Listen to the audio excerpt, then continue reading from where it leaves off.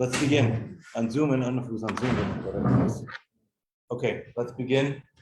Take out your Svarim. We're over here if you want to just pass them around, please.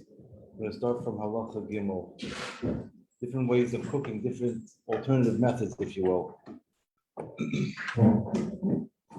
Let's switch to chair. Very well.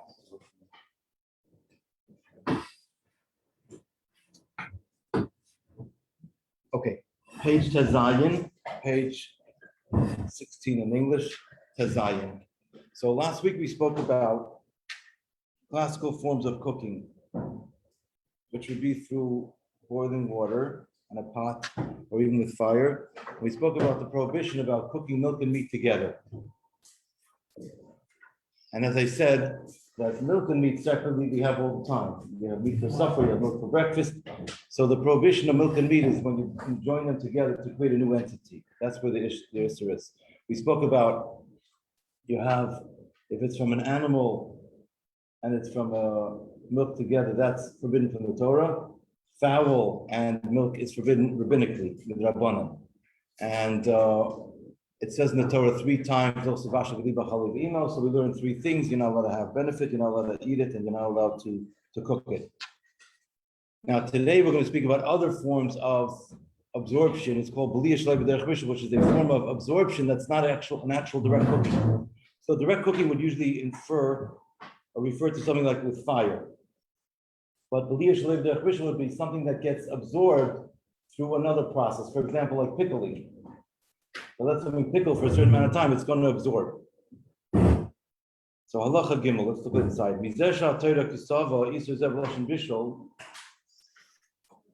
This that the Torah says, don't cook it, so we learn out.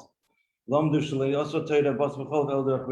Torah only forbids us to have bas b'chalav in a way of cooking. That the meat and the milk will cook together.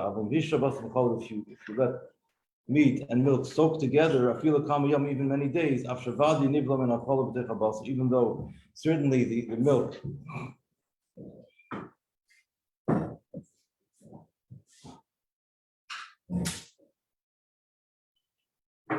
will absorb from the meat.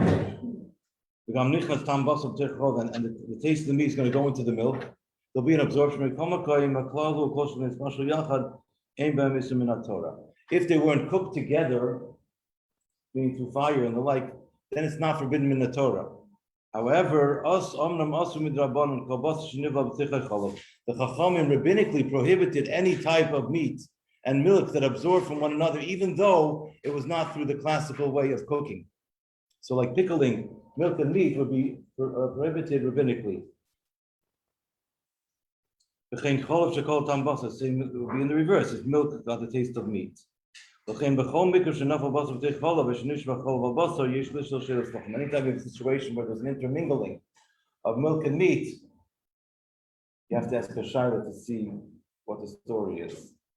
But sometimes something is not awesome in our Torah, from the Torah, but it is prohibited rabbinically. So in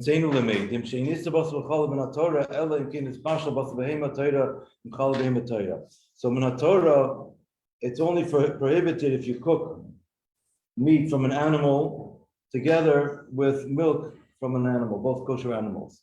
Rabbinically, you're not allowed to cook kosher fowl or kosher wild animal together with milk.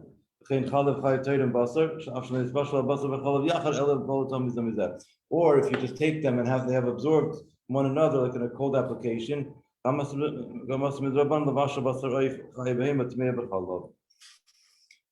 we said a lot of things in this halach. Let me recap. We said that in our Torah, it's only prohibited to cook meat from a regular animal, not a wild animal.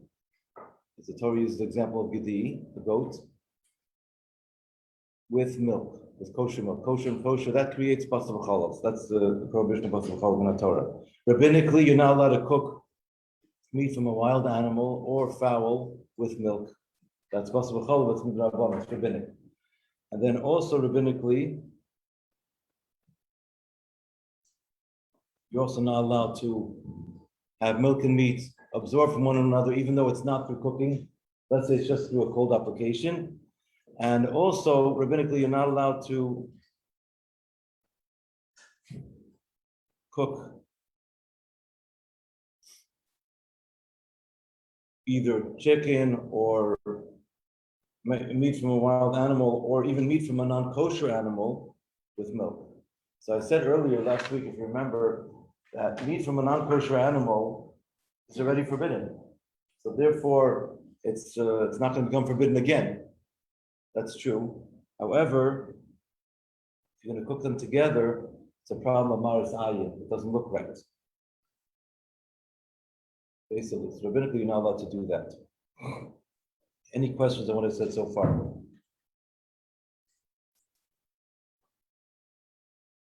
No? Okay, let's move on. So now halacha hey gets into all about friendship. All about friendships. What do I mean by that? If you're sitting at a table with your friend who you know, so we'll use an example. One of your friends from the dorm, you're sitting together at the table, and one of you are eating a cheese sandwich that you made for lunch. One of you are eating a turkey sandwich that you made for lunch. You each pack your own lunch. So this halacha is going to explain that if you have a situation where people know each other, and even if they're just casually friendly, in other words, they're not strangers. But if you go over to a stranger, you start offering them your food, they'll look at you with funny eyes. It's strange. It's not socially normal. But if it's someone that you know, even casually, and you offer them a bite of your food, it could pass for normal. So there's a concern that if you're eating opposite kinds of food, one of you are having meat, one of you are having dairy, and you're eating at the same table without a recognizable simon, a reminder that, hey, you can't share food, you might come to get casual and share food with each other. Let's look at the halacha inside. This is again rabbinically prohibited. That we don't have milk together with meat. Not even allowed to bring meat on the table that we're having cheese or dairy. And the same would be in the reverse. We don't put cheese on a table that we're having meat. Even if now I'm on page 17, design. Even if you're on opposite ends of the table, so one of you are in the front of the table, one you're in the back of the table, still, if you have opposite kinds of food, we have a problem. You're not allowed to eat your food respectively if you know each other. Why? We're afraid maybe you're going to take some food from your friend. You're going to share your food. Then you're going to come to a situation where you're going to eat meat with milk. If you don't recognize one another, they're not afraid, maybe you're going to take one from another.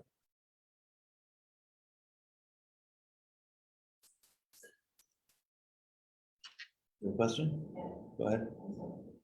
So, yeah, for example, me, I don't know, sometimes it's on cheese, for example, and yogurt, and I want to eat cheese. You get it together, even if it's cold. No, you can't until you do something. I'll tell you what to do. I only finish after. So let's keep going. Those that recognize each other, they can eat at the same table if they made some sort of a simon, a heker, a reminder between them. Like, oh yeah, we can be friends, but we can't share our food now. So a heker is something that takes up an inch of height of space. So this would be a heker, let's say. Something that's not normally on a table. So a cup is not really a heker because it's normally on the table, but something that you can put down your keys, or you can put down something that's a bit of height, or you can scrunch up a napkin, give you some kind of a heker to say, okay, we're not going to share food, and then you can sit down with each other. And, each one cold, you can have your meat and you can have your dairy. But without a heker, there's a concern you might come to make a mistake. So you have to put a heker down. But you should say, this is our heker that we're not going to eat with each other. Okay. But it should be something that's like an inch high. It has a little bit of height to it. And is it just the Jew, or is it like non-Jew next to you? So, if it's a non-Jew sitting next to you, I don't think it's a problem because it's not kosher. The concern of us eating food is if it's kosher food that we're used to eating, we might come to share food. If it's something that you never would eat in the first place, you're not worried about suddenly sharing it. But for example, I don't know, I work with Israel, within Israel, for example, I don't know. And we have just kosher food, milk and fish. And this is like next one's one. If it's kosher food, you have a problem, then you have to be careful. Also, it's something. Just put something down between you, yeah. You don't have to tell the non-Jew why you're doing it. She might not understand, but you can put something down. Thank you. Yeah. Afira Makirim says, "Mutar melech al shulchanech and masa is a siman of heker b'neihem. Kigoyin shekol echad oichel ma'amap al-vadi." One example of a heker would be each one has their own placemat, has a different design. One for dairy, one for meat. That's a heker.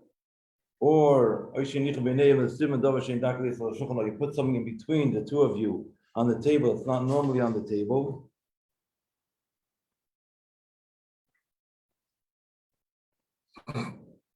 Not normally there. Should be something that has a bit of height. I think they say like an inch of height. This way you're going to be careful. You're going to remember not to share food with one another. You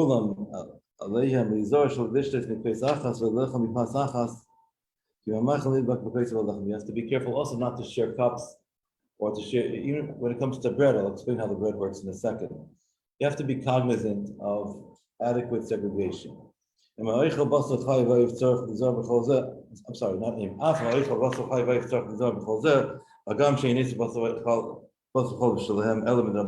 Even if you're having, your friend is having let's say a turkey sandwich, which is fowl, or chicken sandwich, which is not actual meat per se, it's chicken, and you're having milk, you still have to have all these careful measures in place because you need to have, so the Chachamim made a prohibition about basar oif b'chalav. They also included this particular clause.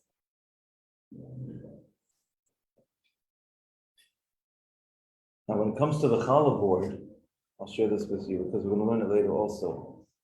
It's negea to Shabbos, it's relevant to Shabbos. The challah board is very interesting. It's like an oasis at a table. It's a board for itself, and that's where the challah, the bread, sits. Now, civilized people sitting at a table are not going to eat, let's say, gooey food or chicken or gravy food with their hands. They're going to use cutlery. So their hands can be presumed to be clean. So when they cut challah and they leave the challah on the board, if it's a civilized table, the challah retains its parv status. I mean, obviously, assuming the challah is parv, which it should be.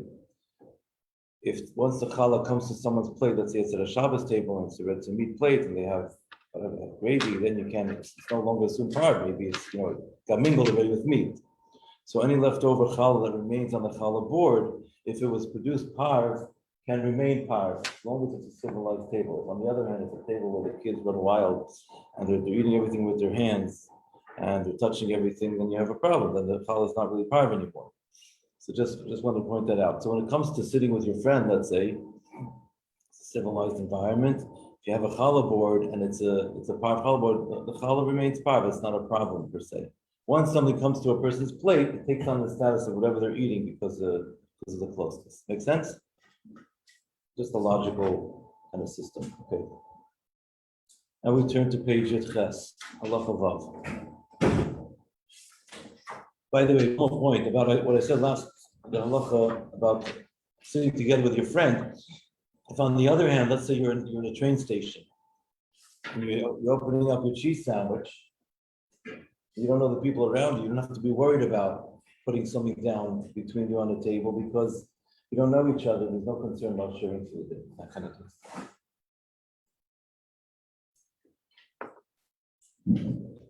Now we're going to get into the waiting period. Halacha Yud Ches.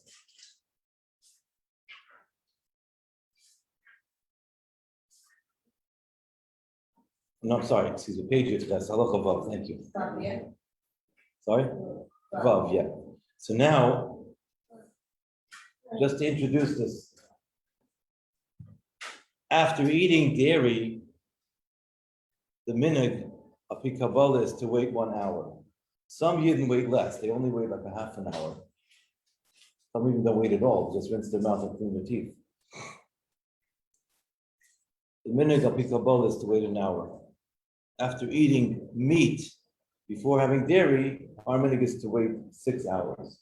There are some Jews that have a minhag to wait less time after eating meat before they have dairy, like the Dutch Jews in some German communities. They would wait 3 hours, not 6 hours, sometimes even less than 3 hours.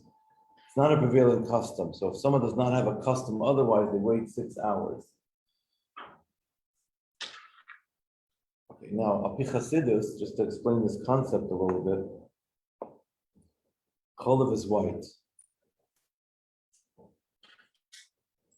goes on chesed. Basar, because the blood is red, it's kavura. That's why to be able to chew meat, the Gashmi is, it's a lot harder to chew the meat than it is to chew dairy. So dairy is easier to digest, it's softer. The reason of Kabbalah why we cannot mix milk and meat together because we don't want to have chesed get swallowed up into gevura. And the gevura, we want to be able to digest it so it can be used in the right way.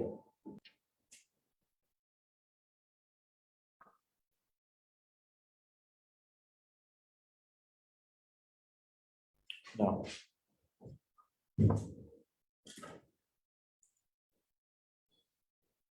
not only should we not eat meat together with dairy, cannot have dairy even after finishing eating meat. This is what it says in the Gemara. If you have meat, you're not allowed to eat dairy. The Gemara explains when he had meat in this meal, he didn't have any dairy until the next meal. Shoinim have a difference of opinion of what Suda Cheres means. And we also have a machlekes as to the reason as to why we wait for Basar V'Cholov. We'll explain.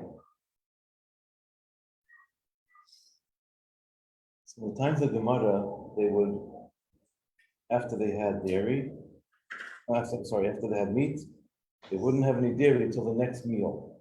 And the meal times between the meals in those days was 6 hours. That's how we get to the 6 hour benchmark. Now the Gemara, there's a couple of opinions of how to interpret this. Yesh mefarshim halacha zayin. Kisuda acheres hanu shir azman sheben suda acheres. Shir acheres. That suda acheres refers to the time that it takes between one meal and another.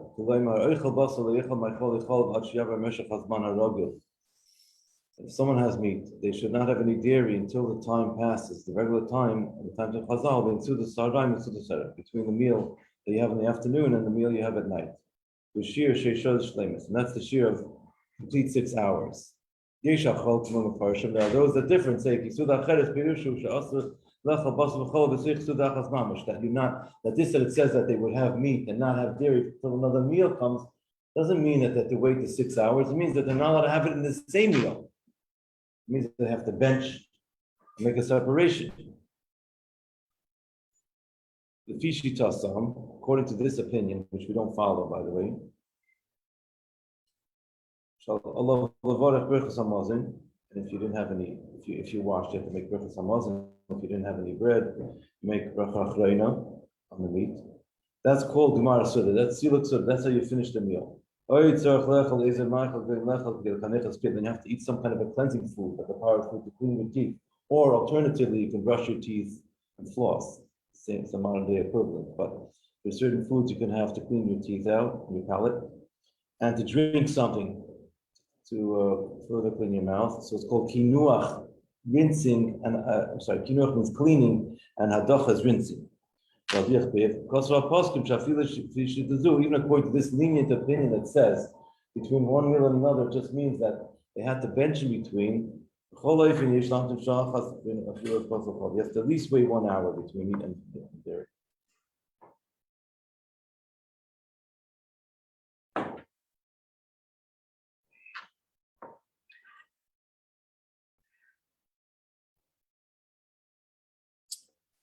Okay, now we get into Halacha Ches. We turn to page Tes. I mean, Hagim Linyan Hamtonish Ben Basachol. So what's the actual minute? We mentioned the two opinions. Bnei Sefard, the Sfardim, Mechazikul Halacha Geshita Rishon Yesheish Lahamtin Sheishoyes. The Sfardim take on the first opinion that says you have to wait a full 6 hours. Bnei Ashkenaz, Nachzu Beshita Ashniya Shadai Lahamtin Atzul Acheres. Ashkenazim were lenient and said that you only have to wait till the next meal time, which would be just an hour. However, Amram Haminag Lahamtim Sheishoyes, the custom to wait 6 hours in this Pashit, Kimat B'chol Tefutzes Yisrael Afila Eitz B'nei Ashkenaz. But the meaning became that even by the Ashkenazim, they wait a full 6 hours. Pasva Paskim, the Paskim say, Ki Kein Roi L'chomi Sheish Beiruach Torah, Reach Torah. This is appropriate for anybody who has the Reach means the aroma, I would say the aroma of Torah. They have the spirit of Torah, the smell of Torah, literally. But it means that they have the radiance and the fragrance of Torah. I'll tell you a story about that in a moment. There are places in Ashkenaz community that they never took on this custom. They continue on with their custom that they had only to wait 1 hour after meat.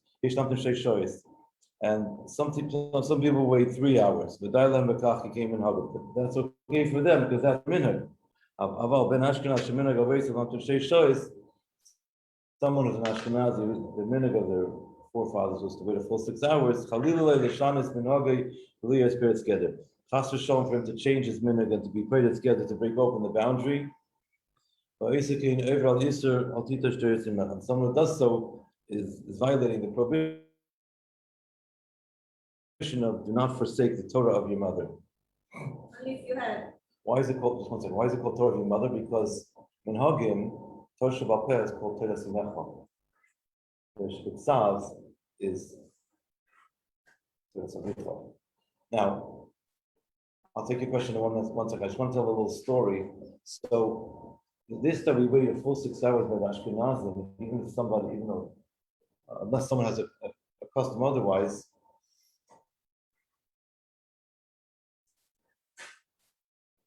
So first of all, I want to point out that there are some Hasidic Yidden, it sounds like Hasidim, I believe. They wait 5.5 hours. They wait into the 6th hour. They don't wait a full 6 hours. They wait 5.5 plus. And that's how much they wait. The rest of Klal Yisrael, to the best of my knowledge, waits a full 6 hours. The Rebbe said an expression once in a sikha, a Hasidic Yid is there was vart sheish shlimus. Hasidic Yid is somebody who waits a full 6 hours. So I heard a story, my friend of mine told me the story, I believe, or it's either my friend or my colleague, that there was a Rav who was writing a tshuva, writing a halacha responsa to illustrate that it's enough to wait close to 6 hours, not a full 6 hours. And there are things to support that in Torah, but the custom is to wait the full 6 hours. And he had just he had fleishiks, and he was 5.5 hours after the time of fleishiks. And he had a coffee with milk, and he was going to have his coffee. And he was writing his responsa, and through the stroke of the pen, he knocked over the coffee by mistake, and it spilled all over his writings. So he took it as a sign from heaven that he shouldn't write the children, that the minimum is to wait the full 6 hours. So I said about that, that's the story. I said about the story, it took a Chassidish Rav to get the hint. The story happened, but the fact that he caught the hint, it's a Chassidish kind of dead head. Anyway, that's just one story I want to share with you, and now I'll take questions. Any questions? There is Isu Arabic Torah about have only heaven, right? Right. But if you don't have a minute, we say that everybody follows the minute now to wait 6 hours, unless they had a minute to wait less. So if someone does not have a minute to wait less, then they follow what everybody else does. Now, because there's an opinion in the Gemara that says you can wait less, in the case of a choil or a katan, if you have someone who's got, unfortunately not well, or they're weak, or if they're a child, then you could be lenient. Sometimes there's a situation where the person is unwell for reasons also. We'll see inside. So halacha test. There are times when we wait only 1 hour and can be lenient and only wait 1 hour. For example, someone is weak and they have to have dairy.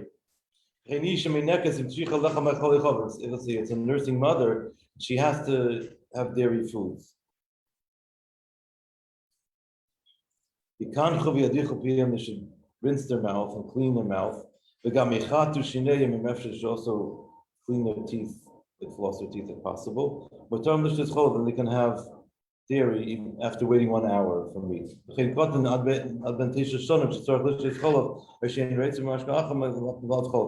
similarly, a child, by the way, interestingly enough, he's saying here a child up to age 9. And I'll explain about that in a moment. Let's say the child has to have dairy or all they want is dairy. They only have to wait 1 hour and they have to rinse their mouth. If they're under like very difficult circumstances for a child. Let me explain this a little further. A child, by the time they reach the age of 9, they're considered to be higia lechinuch. They're old enough to understand. Depending on the charifas of the child, the sharpness of a child, some children can understand at age 6, 7, or 8. But by 9, it's presumed that all healthy children they understand. So we're going to learn in a moment that once they start getting to around the age of 3, we start being mechanech them the shores. We try to train them to wait 1 hour per age that they're at. So when they're 3, they wait 1 hour after meat. When they're 4, they wait 2 hours. We try to train them as much as possible. Now, having said that, it's just a form of chinuch. You're trying to train them. If they're still a young child, let's say they're 5 years old and they had meat for supper or something, and the family's going out for ice cream, and it's only 2 hours later, it's not 3 or 4 hours later, or whatever, and they're freaking out and they're having a meltdown, you're allowed to give them the ice cream. They waited a minimum of an hour, and you don't have to pain the child, so to speak. So age 9? But once by age 9 for sure, they should already be in chinuch. But even before then, if they're the age of understanding, they should really be at age 7 or 8. They should try to already fully. But sometimes it takes till age 9. Depends on the child. One of my children, I remember, by like age 7.5, they got it. It was easier for them. Another one, like 8. Another one, it's hard. It was very hard for them. So until 8.5, whatever. Every child is different. They have a different clock. So a child under the age of 3 does not have to wait after eating meat. And you're allowed to give them dairy. Even in the first hour. If they need it. Some say that a child that's 3 years old, you should already be mechanech them. You should train them to wait an hour if possible. And every year you add a little bit. When you get to the age of 6 years, you should try to get them to wait the full 6 hours if possible. But again, it depends on the age of the child. Some children only get it till 7, 8, or 9. Till 9 is considered to be age of chinuch. Here you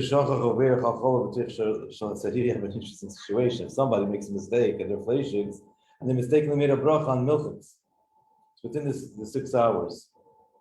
Some say if an hour already passed, they should taste a little bit of the cholav in order that it should not be a bracha levatala. But if you have anything else shahakal nearby, choose that first.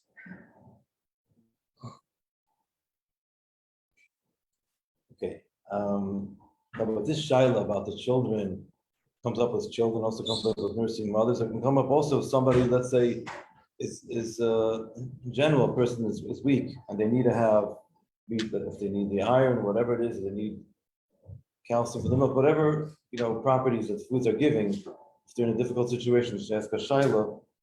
And usually what they'll do is in that case, they wait at least 1 hour and etc. Now on this subject, I'll just mention another point. Some medicines are milchiks, but they're just a pill. It's not considered a regular way of eating. So it's not really like considered eating milk. But Moshe writes about that, or Moshe Feinstein, it's not really considered eating milk. Some Rabbanim say that if you have to take a milk pill, you have to take it because it's medicine. So if you're taking it after, if it doesn't matter when you're taking it, wait an hour after eating meat before taking it. Some say that. But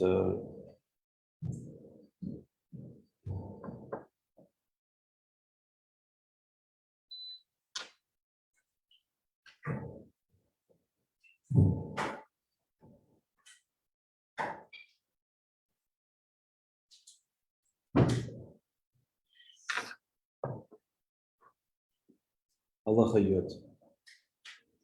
Nechleku ha-poskim gam b'tam yisur v'achilas meichol echol v'achad. The poskim have a machlekes for the reason why we eat, why we're not allowed to have milk after meat. There's two opinions. There's Rashi's opinion and the Rambam's opinion as to why. The facts are on the ground. The facts are facts. We don't have it. We have to wait 6 hours, according to our minute, after eating meat. But why we wait is, there are two opinions as to why we're waiting. There's one opinion that says, this opinion is the opinion of Rashi, that because the meat gives off a fatty taste, and the fatty taste stays in the mouth until 6 hours pass. You're going to drink milk within 6 hours, from finishing up the meat, and the milk, the taste of the meat will get mixed with the milk. So the first reason, according to Rashi, is that there's a fatty taste inside the mouth. Because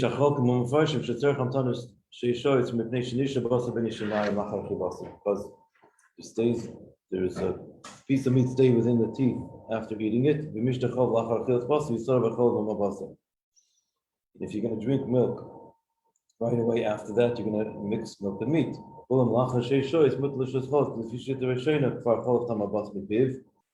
According to the first opinion, after 6 hours, the taste of meat goes out, goes away, therefore you can have milk. According to the second opinion, because it's already digested, it's not considered to be like meat. I don't really understand the second reason, to be fully clear about it, because if you're going to say that the pieces of meat are inside your teeth are considered to be fully digested after 6 hours, it's fully digested after you digest it. But if it's outside, if it's still in your teeth and it's stuck there, but at any rate, you're supposed to clean your teeth, so it would address that issue. But there's a nafkamina between the reasons. There are different opinions. It's a nafkamina. Whenever you have, by the way, this is another interesting klal in Torah. Whenever you have two opinions, the next question is, so where does that difference come about? So in actuality, what will be the difference in a situation with these two opinions? Nafkamina means in a given live situation, how would it play out? So he's going to say, Yesh nafkamina b'din bin atam. Kivish atam arishoyin shumishum abasa shnishu b'tich tev. According to the first reason, that's because of the fatty meat that's inside the mouth. Im lo yochol sabasa l'asar latinuk. So then, if you didn't actually eat the meat, you just chewed the meat, but didn't swallow it for a child to make it softer, then you're allowed to have milk right afterwards, after rinsing your mouth, because there's no shuman inside your mouth. Because the whole reason that shuman is inside the mouth, the fatty is inside your mouth, because you digested it, because it's inside your system. If it didn't go into your system, you just chewed it with your teeth, you spat it out, there's no issue. But according to the second reason, but if you chew meat for a child, then you're still not allowed to have milk rather, without waiting 6 hours, because you're worried about the pieces of meat inside the teeth. Another nafkamina would be between the two reasons. If you find a piece of meat after 6 hours, so he says, it actually answers the question I just said a moment ago. According to the second reason, that even if a piece of meat was inside the teeth, it was there for 6 hours, it's considered to be digested, even though it hasn't yet been digested. According to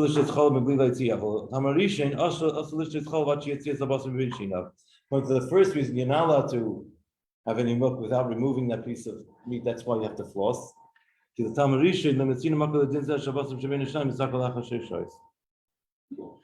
to the first reason, we don't find any source that meat that's between our teeth is considered to be digested after 6 hours. Okay. According to halacha, we actually follow both opinions, both stringencies.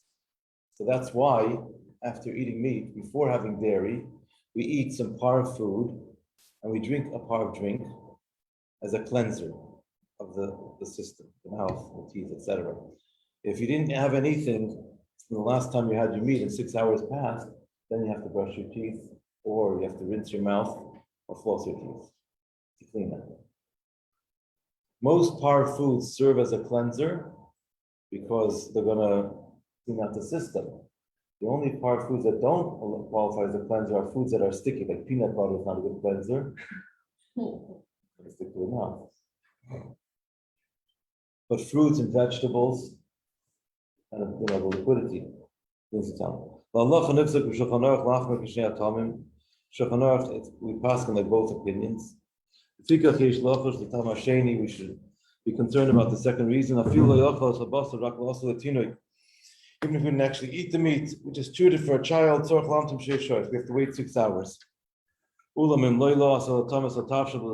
you didn't actually chew it, just tasted the meat and you spit it out right away, you don't have to wait 6 hours. But you just rinse your mouth. We also mach like the first opinion. If you find a piece of meat between your teeth after 6 hours, you still have to remove it. And how do you clean your mouth? You can have a piece of bread that qualifies. You could rinse your mouth through drinking some kind of a liquid or just rinsing out your mouth. Then after 6 hours pass, then you can have dairy.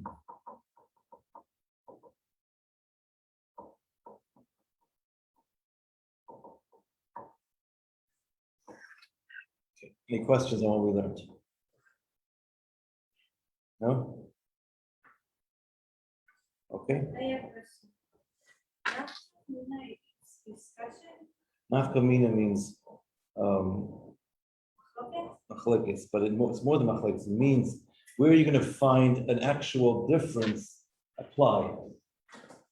Machlekes means different opinions. Nafka mina means to take out from it. What are we taking out from this machlekes? To show how in this situation we can be lenient according to this opinion and we can't be lenient according to that opinion and vice versa.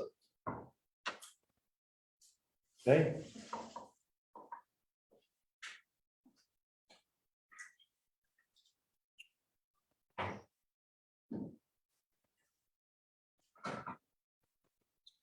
We have 5 more minutes, so I'm going to pause here. I'll tell you the story. I'll stop by Halachos Gimel because Halachos Gimel is already like a new subject.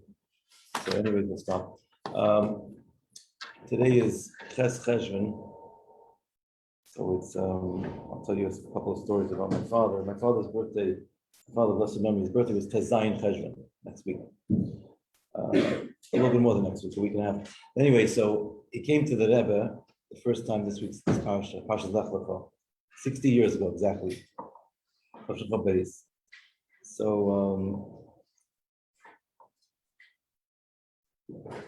he was in university in Penn State, and the Hillel rabbi suggested.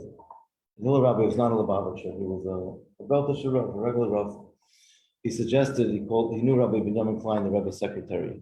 Benjamin Klein knew him because he was on Merkez Shlichus in 1959 in Waco, Texas. So he met the Rav there. He was a Hillel rabbi at the time there. And anyway, so he arranged for Chabad to send shluchim to Penn State Shabbaton for a Shabbaton in Parshas. I think it was Parshas Lech Lecha, Parshas Beis. Pretty sure it was.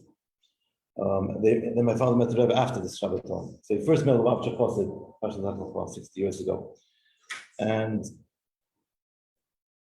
pretty sure my father told me the first Rav Chosid shook hands with Rabbi Klein. I'm not positive. But anyway, after spending Shabbos there, so 6 shluchim went for Shabbos, I think 4 of them were already married. They went without their wives, and 2 were still single.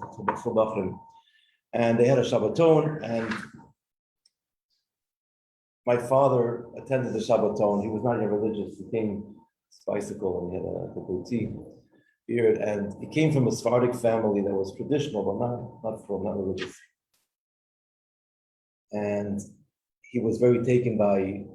He said he was taken by not what they said, but he felt there was some kind of energy that the songs that they were singing, the emotion and the depths of their sincerity. He says he was taken by it, and he wanted to learn more about it. Anyway, so that year, Simchas Torah, the Rebbe taught a niggin. The Rebbe is teaching a niggin every year, Simchas Torah. Either that year or soon before then, the Rebbe taught the niggin of Mashiach Samecha, Mashiach Samecha. So when they were sending the shluchim back to New York after Shabbos, the college students accompanied them to the train station, and they danced in public. The train station, Mashiach Samecha. My father said he never saw such a display of Jewish pride in public before. He was very taken by that as well. Anyway, he wanted to meet the Rebbe, and Rabbi Klein, who was the Rebbe's secretary, arranged for Yechidus, and there were 7 people that came from that Shabbaton to the Rebbe. There was 1 woman and 6 young men. Each one had their life stories, and they wrote long letters to the Rebbe before the Yechidus. I think my father told me, I don't remember for sure, it's either woman or one other person had a very long, they wrote like a 7 or 8, 10-page letter to the Rebbe. They each had Yechidus with the Rebbe, and the Rebbe gave each one of them a path in life. And some of the men that came, the Rebbe sent one to Yeshiva University, the Rebbe sent one of them to Torah Vadas. In those times, there were very few yeshivas around. I'm almost done. And then the Rebbe said about my father, Yankel Chanukah belongs in 770. So of the bunch that came, the only one that the Rebbe said to keep in 770 was my father. And then there's another story of how we actually came to 770 to learn there, which I'll have to tell you next week. I'll keep you curious. I'm sorry. Anyway, good job. Thank you.